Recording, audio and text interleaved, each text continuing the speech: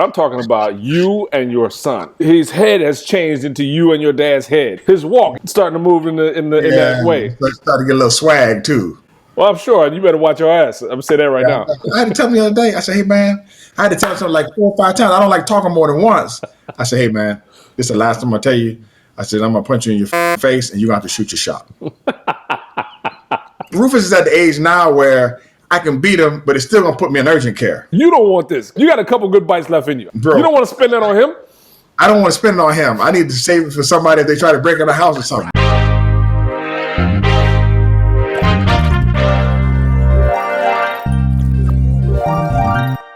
I was on D1 Rufus Instagram the other night. He's looking good. Over like the past 8 months, you've been putting in the work together. I watched his body start to mature and shape up. His muscle mass is up. His weight is up. His strength is up. It's fantastic. So I was talking to Jamie about it, and I said, I doubt he's even taking him out of judo. You still training judo? Well, he can't do it during the season, but when the season's not in, he's doing judo. So he weight trains in the morning. Then he does his schoolwork during the day. He's in Florida virtual school. Mm-hmm. And then he has football practice. And after practice, he'll come to judo practice, and then he'll lift again. He has he does his auxiliary stuff: traps, neck, bicep, triceps. The auxiliary stuff. Yeah. Big lifts in the morning. A dude who's been programmed with judo for as long as he can remember. How does he stop those synapses when somebody in the football field grabs his collar? How does he stop the synapse from just flipping that mug? Really, everything is the same. And you know this because you're a strength and conditioning coach too. It looks like I'm training Rufus in judo early, but beginning level athletes, we're not really training them in judo. We're training them how to move. And then if they want to transfer over to professional judo when they get 14, 15, 16, then great. The fallout for most students is 14, 15, 16. People start getting interested in other people, and they usually fall out of the sport at that particular time. Right. They want to get involved in high school sports, and they usually leave. So we don't really hardcore specialize with children. We're concerned with locomotion, push-pull, level change, and rotation.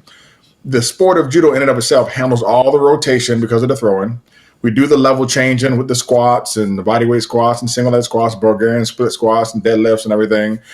We do the locomotion by running, and sometimes we'll mimic locomotion on a treadmill or air dying bike. Mm-hmm. And then you have your push-pull. I understand everything you're saying, and I agree on the general level, but I'm talking about you and your son. Correct. So get into that, because that's... Listen, I teach my son low-grade violence, period. I teach I'm telling you, I told you I'd tell you the truth. I teach my son how to be a predator and not prey. Outside of the animals in the aqua domain, most of the animals in the animal kingdom, the predators and the prey, the differentiation is the placement of the eyes. The predator have their eyes in front, prey have their eyes on the side. I tell my son, don't turn yourself into prey. When you're looking down at your cell phone and looking off from people when they're talking, look people directly in the eye, be confident about yourself and the skill set that you have. And I say that when it's time to attack, attack. Football, judo, wrestling, all those things about acquiring points or acquiring a thing or acquiring the ball. Your job is to go get it. If somebody else has it, you take it. Mm-hmm. You take it and then you give it back when you feel like it. and that's just what it is. And people don't want to teach it like that, but that's what it is. Right. I also taught my son the blessing of suffering. You have to suffer. You've heard me say this before. There's no championship ring without suffering. Right. I put levels of suffering in my kids' lives so that they can understand that everything in life is based upon the reap and sow process. Mm-hmm. If you want to eat the fruit from the tree, you're going to have to plant the seed and deal with all the shit that comes with it. And the fertilizer and the rain and the wind and all that stuff and the husband in the garden. You got to deal with that whole process. You don't plant a seed on Monday and then go out and start eating the fruit on Tuesday. Right. That's not how it works. Now, Rufus has been involved with lacrosse. He's been involved with judo. He's at least third generation football, potential NCAA football. Has he expressed that desire for football to be the pursuit? He loves football. Okay. He loves it. But it's new. He loves everything that's new. I'm not overly enamored with any of it. All I'm concerned about is do the training. If you say you want to be good, do the training. You say you want to be a Division I athlete, get up at 5:30. Let's get it. Up at 5:30, in the car 5:45, at the gym at 6. Now, not even in the car anymore. I got him a bike. He rides to the gym in the morning. Anytime Fitness put his key fob in there and go in there and record his workouts with me, and listen, records them and then gives them to me. That's great. And then I just talked to a strength and conditioning coach at one of the gyms. I'm going to hand him off to one of the coaches. That was my next question. In order to preserve your relationship, the father-son relationship, how have you considered handing it off? You have to. Yeah. Because the next element of it is so rough. Yes, I've done some damage to my personal relationships from training my children. That's just a fact. If you know my personal life, like that's a fact. Fortunately, I know what I'm doing, and everybody else on the periphery, or the people who choose to go on the periphery, they don't know what I'm doing because they're not professional athletes. They've never been a professional athlete ever in their lives. If you listen to this and you say stuff like, "I want my child to be a well-balanced individual," you're a dummy. All right. No, you're a dummy if you want your child to be extraordinary. It's not possible. Like I don't care what anybody tells you. I don't care what lie they get up and tell you when they go to the Great American Teach-In or when they're doing the TED Talk. Or listen, I'm telling you because I'm behind the scenes. If you want to be really, really good, there's no such thing as balance. Listen, Michael Jordan was a great basketball player. I'm not really sure his kids would say he was a wonderful dad. It's not possible. If he's playing 82 games and you're watching him, he's not at home. Right. This is how he's probably a better dad now and a better husband now than he was then because he's home. But as much as he can be, I'm sure that competitive thing doesn't die. It doesn't die. And let me tell you something. You can have it all. You just have it all right now. Right. Okay, so he wants to play D1 football. You're doing an excellent job of sharing the journey. People who care about you guys are able to follow along some portion of the way. You guys have been following the dude since he's been 4 years old. Right. I was talking to Brett Hughes about this. Brett was like, this has been so cool. I've been watching this dude since he was 4, trained. Yeah. And everybody's gonna say he was natural. Yeah, we already know that's like a whole category of the book right there. Is the natural, right? The natural. It's so amazing to see how much his shape has changed once he hit puberty and training and diet at the same time. He's taken on the Ferguson shape. Correct. His head has changed into you and your dad's head. His calves, you see it. His walk is starting to move in that way. It's starting to get a little swag too. Well, I'm sure. You better watch your ass. I'm gonna say that right now. Listen, I had to tell him the other day. I said, "Hey man," I had to tell him something like 4 or 5 times. I don't like talking more than once. I said, "Hey man, this is the last time I tell you." I said, "I'm gonna punch you in your face, and you're gonna have to shoot your shot." Yeah, I don't listen. You don't want this. You don't want this.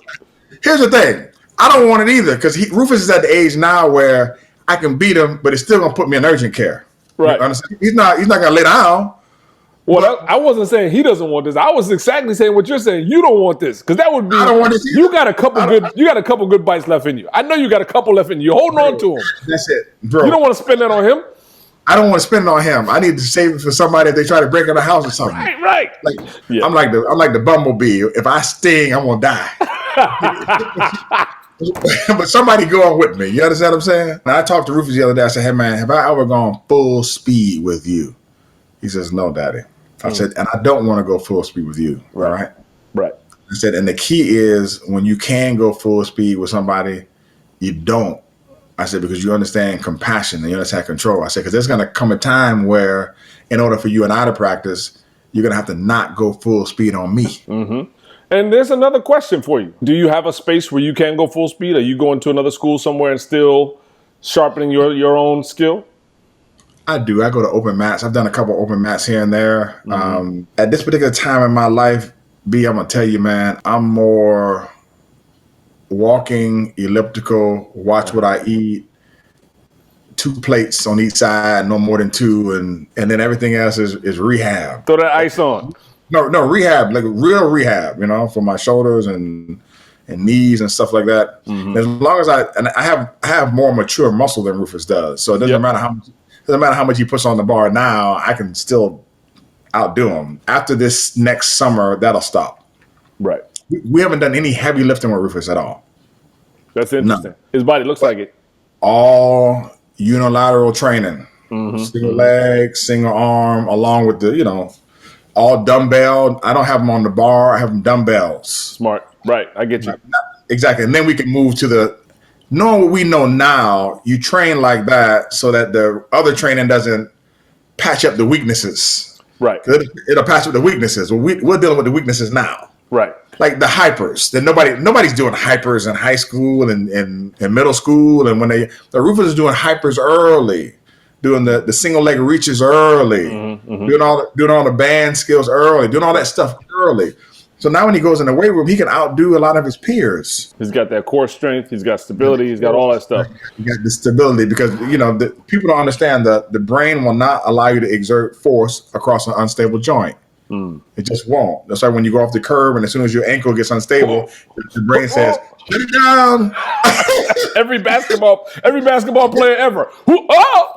Exactly. They don't realize that the stuff that they don't want to do, the alphabets with the ankle, lowercase, uppercase, and then the numbers, all those things allow them to jump up, and then when the ankle's shaking in the air and it hits the ground, allows them to plant their foot. That's right. And not tumble over. They don't get that part. That's more important than the leg press. Walking on your toes with no shoes on is more important than squatting and leg pressing. It's so funny that you it's very specific example. Like I can picture Anthony Davis, that 7 foot something guy putting with that 3 inches between the ground and his ankle, and the ankle goes slightly off, the whole tree comes down.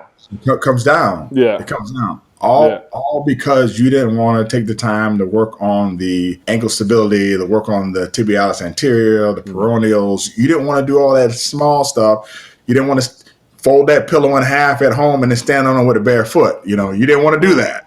I don't even know that one. Listen, I had someone do it today, man. I had my girlfriend doing it today. She had a meniscus issue. I said, I don't have a Bosu ball. I said, fold the pillow in half, stand on it with a bare foot. Okay, we're gonna look that up. You got to learn the hacks, man. When you travel internationally and ain't no Bosu ball, and you got to get your single leg stuff done. You got to get it done. Awesome. Going back to Rufus for a second, I want to know how he's adapting to and embracing the diet that's necessary to go where he's got to go. Like it's a mentality question is what I'm asking. He's not. He's not accepting it. He's not performing it, or he's not handling it well. So here's the thing. I'm in a co-parenting situation. Okay. That means Rufus is in 2 homes, and anything you do it at 50% is an F. So in my house, I just don't buy certain foods. Somebody has given Rufus a credit card. Rufus has an Uber Eats app on his phone, and when Rufus is when he's not at my house, I don't know what goes. I just know when he's not at my house. Right. I'm not talking bad about him when he's not at my house. Okay, he is at liberty to order from Uber Eats and order Burger 21 and Ford's Garage and French fries, and he get ice cream delivered and Jimmy John's. When he's at my house, I have kale, quinoa. I have the couscous with the spinach in it. There's grilled chicken, grilled fish. Grilled chicken, like for him, the grilled chicken is there. He thaws it out. He puts it on the grill himself, or he'll take the whole chicken, put it in the pressure cooker, and do it himself. I'm not cooking for him anymore at my house. Awesome. Like you eat, and that's it. The food is here and it's available. There's plenty of good food here. Have your way. I can't control what he does at the other place. He can't wait to get to the other places, wherever he is, and just eat what he wants to eat. This is very different for him. That part he has not fully he hasn't fully digested yet. He's at an age where he can buffer some of the stuff. Exactly. Right. So, and I can't harp on that. Yeah. That's not my job. My job is not to control every element of his life. Right. My job is to control my home because it's my home. His life is his life. Yeah. I said, listen, Rufus, here's what I know. At the top level, you have to be hitting on all the variables. And nutrition is a major variable that you have to hit on. Now, if you're fortunate to go to the next level, I said, great. I said, if you don't go, you don't want to look back and think that night when I really felt I needed some ice cream, or I really didn't want to be disciplined on my diet for a year or two, you don't want to think that cost you something. Right. I said, but it's up to you. I think what he doesn't see yet and he won't see, we see because we're looking back on that time in life. The buffer is this big right now. That wedge is huge. Yeah, and as he ages, it's going to get smaller and smaller, where all that stuff, the impact is so much bigger. And he has access to things that I didn't have no credit card. You know what I'm saying? Like a phone is literally between an $800 and a $1,200 toy that every kid in America almost has at their disposal. I didn't have those particular things. When Rufus is in my house, there's no video games here for him to play. I don't know how he has time to play video games. I hear from my informer. That's my daughter. She's the informant. Of course, she's gonna tell everything. Daddy Rufus he's playing video games a lot. When he's at mommy's house. Mm-hmm. She's the informer. I don't know how he has time to play video games, because from what he's doing over here, he's up in the morning, he's training, then he's doing his IXL, then he's doing his homework, and then he's going to practice, and then from practice he's comes to the judo club, and then he's doing a lift. I don't know how he has time to play video games. I don't see it. Hey man, if the results are showing up in school, if he's scoring when he needs to score, and I know there's a high bar there, it might just be his safe spot. It might be like his recovery. I don't try to control every element of his life. I don't have a problem with it. My job is to do this. Like if our children if they tell us, I would like to be an astronaut. You say, you want to be an astronaut? No problem, son. We're going to get on this Khan Academy with this physics and this math. Mm-hmm. You were like, hey man, your mom and I are going to talk about getting you in a space or science program. We'll take a trip in the summer when you get a little older over to NASA so you can see some things. I get on the phone with my Howard University people. I find my people that are in the aerospace industry. We'll get you on the phone. Bam, we'll get you over there. We'll take a trip, stay at their house for the weekend. Our job to lay down the foundation and open up the way. That's it. Right. You got to make it happen. Also, my responsibility is I'm not browbeating Rufus about his nutrition anymore. Okay. I need to, and you gave me, as a matter of fact, you coached me up on this. Hey man, you eat the way you eat, and then let him follow. And if he don't follow, at least he knows. Right. But I can't lead him the wrong way. That's right. If I'm going to lead, then I got to lead. Man, he sees me sitting down, cutting up the tomatoes and the artichokes and the spinach, and he the cilantro, lime, rice, and bam, he's watching me. I'm not throwing back, ice cream and ribs and cooking. I'm not doing that. Man, I'm happy for you, bro. I've known you for 1,000 years. Like you said, I've been watching Rufus since before he bust his front teeth out. And I'm just, to get to this point where you are able to not feel the compulsion to control the outcome, but you're providing the foundation and all the inputs, it's fantastic. And I think it's gonna play out really well for your relationship going forward. Yeah, he's older. Yeah. Now, conversely, Rhadi is not in that space. Rhadi still needs the pushing and the moving forward, and we'll provide it. And I told Rufus, and I sat both of them down. We had a family meeting the other day. I sat both of them down. I said, "Hey man, it's Rhadi's time now. I got to go give her what I gave you." Mm-hmm. I said, "You ready to take off?" I talked to the strength and conditioning coach. I got to hand them off. Mm-hmm. I got to hand them off. I said, Rufus, we're gonna bang a little bit. Mm-hmm. I said, next year, when the football season's over, I said, we're going to bang. I said, I'm going to pour out the last little bit I got for you. I said, so you could just harden up a little bit. I said, but I got to spend my time with Rhadi. Rhadi needs what you got. You got to deal with the gender thing there. I'm just going to be interested to watch how you navigate that, because it's different. The information, the science is the same, but the relationship is different. Father to son versus father to daughter, that's a different thing. It's going to take some navigating. That's all. Yeah, I had the bus already. That's the best way I can say it, because I'm talking live. So wherever y'all think that is, just let it lie there. And I heard Rufus talking to Rhadi in the back room. He said, Rhadi, you better stop testing, Daddy. you must not think Daddy gonna get you. And I heard him in the back room. He said, I'm telling you, don't keep testing him. I guess my daughter she tried to see how far she could go. I have a saying in my club: I don't want men and I don't want women. I want athletes. So athletes don't have no gender to it. I want people who are obedient. I want people who are obedient, and I want people who are obedient. Compliance is. So listen. I want compliance, man. Yeah. Mm-hmm. I want compliance. What did your man Cornel West say in that movie, The Matrix? Oh, yes. Understanding is not. Comprehension is not a requisite for compliance. You kept that reference. That's hilarious. The Cornel West has. Comprehension, my brother. Comprehension. That's great. This is not a requisite for compliance. People say, man, I don't understand. You don't have to understand to do what I'm telling you to do. You just need to understand what I'm telling you to do. Yep. And that part is hard, especially in today's model. I was watching ESPN and Nick Saban was talking about the differences in coaching now, where he says, man, back in the day, man, it was like, I say you do. He says, now these kids really need to know why they are doing what they are doing. And you got to explain it to them so they can link it together so that you can get the compliance that you need. And there's some merit to what he's saying. You've watched me over the years. You have to make some adjustments and you have to make some changes.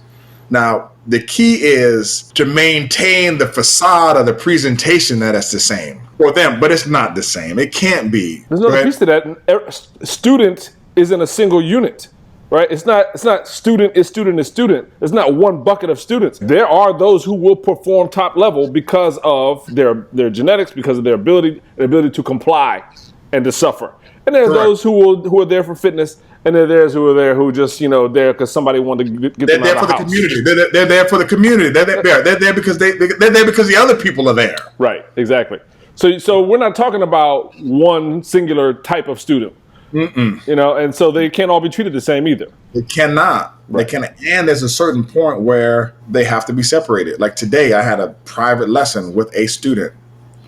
They pay more. They want more. But they have to be separated. Yeah. My people who compete will have to be separated from the non-competitors. It's just how it goes. Right. And then there are certain times when I pull a student to the side and I say, you should never practice with them. Not because they're bad people. Your goals are different. Two of my students, Rhadi and McKenna, both made the under-13 Pan American Championship team. Congratulations. I've sequestered them from everybody else. So they're on the Aerodyne working out. They're outside working out. The people are on the mat. Then when they finish their workout after like 30, 40 minutes, then they'll come on later. And then because they're behind some, they're in the area, but they're not in that population. Yeah. Are they visible still to the population? They're visible. That's their role. Right. That's You're not supposed to be with them. You're supposed to see them and aspire to that. That's what I tell them. Then when they go to tournaments and they win the tournaments, I have them come out front so that kids can hear their stories and they can see why those people are doing as well as they are. Because the amount of work that they're doing is different. And what I want people to see is, if you don't want to do that work, it's okay, because everybody doesn't want to do it. But don't cry and complain because you don't have what they have. Nothing pisses me off more than people who cry after losing when they didn't cry in the training. This is one of your famous and one of my favorite anecdotes of yours. Don't let me catch you crying at the game. You need to be crying during the training. You should have been crying at practice. You should have been crying at practice. You've heard me say this for years. I love it. Like, now, if you cry at practice, then I understand why you are crying at the competition, because you feel like you put all in and it didn't work out. Right. This is something that doesn't work out. But man, I had Rashad Evans call. I put him on a call at practice this Thursday night, and he was talking to one of my students, McKenna, because she gets on the Aerodyne, and the Aerodyne sprints, the Tabata on the Aerodyne sprints, they make her cry. Okay, that's tough stuff. It's tough. She's doing 2 and 3 sets and 4 sets, 4 Tabata. 4 Tabata on the Aerodyne is tough. Before we leave for the Pan American Championships, her and Rhadi will do 6. 2 for us be as bad. Yeah, the machine is meant to be tough. If you're doing it right, it's tough. It's tough, right? Yeah. It's tough. I said, Rashad, she cries on the Aerodyne. He says, man, you tell her she's not the only one. He said, McKenna, I cried on the Aerodyne too.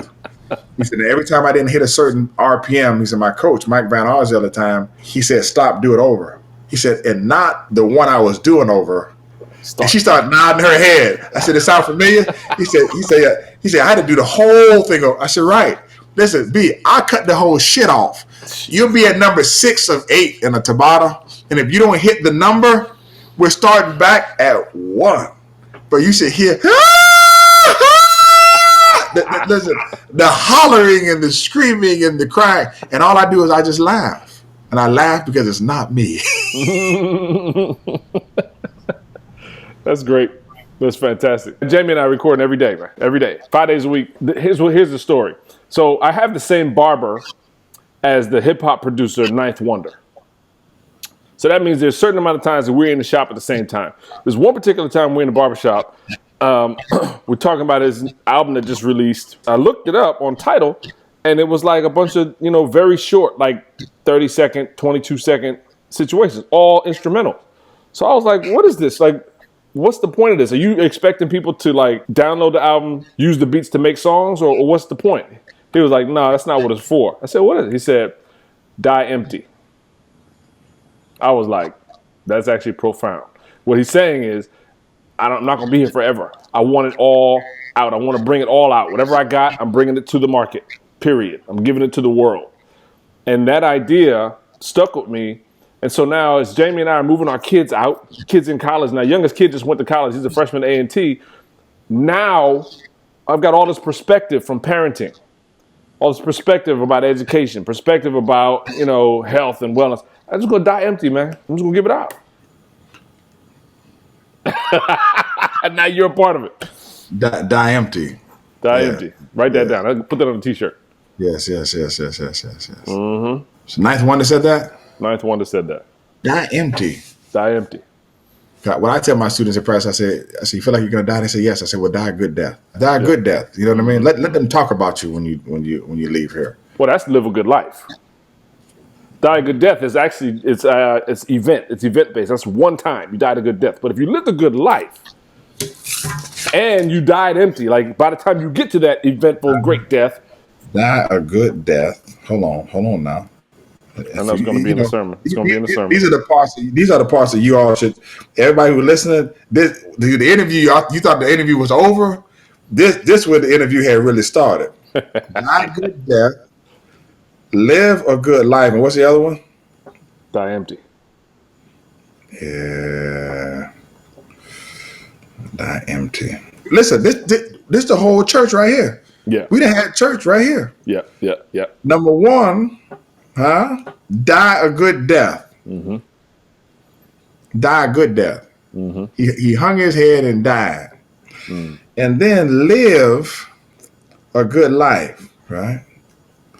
He wants you to have life and have it more abundantly. And then die empty. It is more blessed to give than it is to receive. What will you do with the talents that you would bequeath? Yeah. You bury them in the sand? Come on now.